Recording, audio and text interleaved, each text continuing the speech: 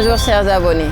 Aujourd'hui nous sommes à Saint-Louis. Nous allons directement à l'université Gaston Berger pour rencontrer M. Souleymane Sylla.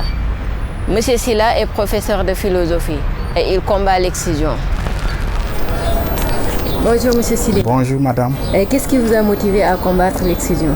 Ce qui m'a motivé à combattre l'excision, c'est que surtout j'ai pu remarquer que la pratique elle était déjà là.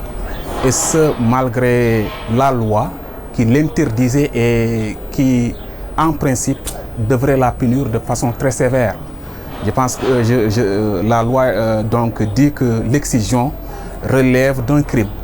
Et malgré ça, la pratique continue de plus belle. Je suis d'une ethnie, je suis d'une ethnie qui pratique l'excision, les Halpulaar, et je suis moi-même du Fouta Toro, donc je sais les ravages que cette pratique fait dans cette zone. Et j'ai voulu avoir un regard sociologique sur le phénomène. Je n'étais pas carrément dans l'action et ce que les organisations donc, font doit être dans le sens d'agir pour que la pratique soit abandonnée. Mais moi j'étais principalement dans l'explication et dans la compréhension du phénomène. Souleymane Sylla appartient à l'ethnie Pulaar, une des ethnies excisantes. Ça n'a pas été facile pour lui. L'excision est une pratique culturelle, mais chez moi, dans ma communauté, il y a même certains qui considèrent que l'excision est une pratique religieuse. Et donc il ne peut pas être facile, et même déjà lorsque j'avais commencé mes recherches en mémoire, j'avais eu d'énormes difficultés pour pouvoir trouver des personnes à interroger, à interviewer. Elles étaient réticentes parce que peut-être qu'elles avaient peur d'être dénoncées. Mon champ d'études, c'était mon village natal. Et déjà, même les exciseuses que j'avais pu rencontrer, au départ, elles étaient réticentes. Mais depuis un certain temps, quand même, j'ai peut-être eu beaucoup plus de liberté par rapport à ma culture. Depuis 2008, je me suis marié et celle que j'ai mariée est issue d'une autre communauté, qui ne pratique pas l'excision. Et mes enfants, pour le moment, je n'ai qu'une fille.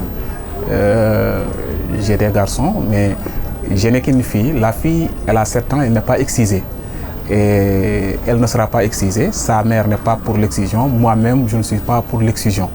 Mes parents qui sont restés au village le savent peut-être, mais ils ne me disent pas grand-chose parce qu'ils savent peut-être que la trajectoire que j'ai désormais empruntée m'éloigne de cette pratique.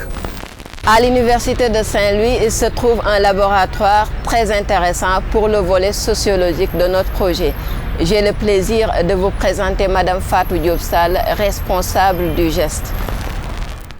Le GEST, c'est le groupe d'études et de recherche genre et société, basé à l'université Gaston Berger de Saint-Louis, mais qui est ouvert avec beaucoup de collaborations et des partenariats.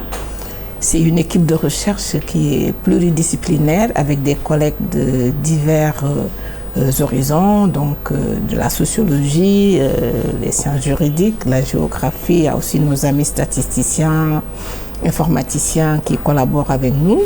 C'est une équipe avec des chercheurs seniors qui sont à l'université et sont dans la recherche depuis un certain nombre d'années, mais aussi des chercheurs juniors, donc des étudiants, des doctorants, avec qui nous travaillons sur divers axes de recherche. Sur quoi nous travaillons, c'est donc des données que nous collectons sur le terrain, c'est de produire des connaissances sur des questions qui préoccupent, donc sur les préoccupations sociales, les préoccupations en termes de droits des femmes, les préoccupations sur vraiment des questions brûlantes comme la question des violences basées sur le genre, comme sur la question des droits économiques des femmes, sur la question des inégalités de santé, donc autant de questions qui préoccupent et que nous cherchons à rendre visibles et que nous cherchons à documenter.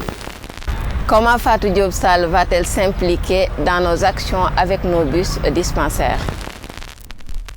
Sur la question des mutilations génitales féminines, nous sommes disposés à collaborer, à déjà documenter quand il le faut dans certaines zones, et s'il y a des campagnes de sensibilisation, pouvoir être là, pouvoir produire ensemble des messages. Je pense que ça, c'est quelque chose que le geste et les jeunes qui sont dans l'équipe, parce qu'on a des étudiants qui font des mémoires, qui font des thèses, qui écrivent des études de cas sur la question. Je pense qu'on va davantage les intéresser à la problématique, et c'est une façon, je pense, de collaborer et de pouvoir faire des choses ensemble.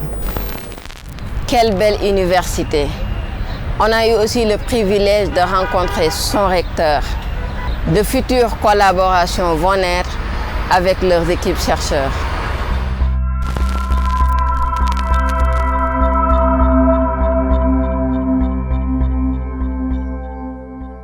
À très bientôt pour d'autres aventures avec d'autres combattants.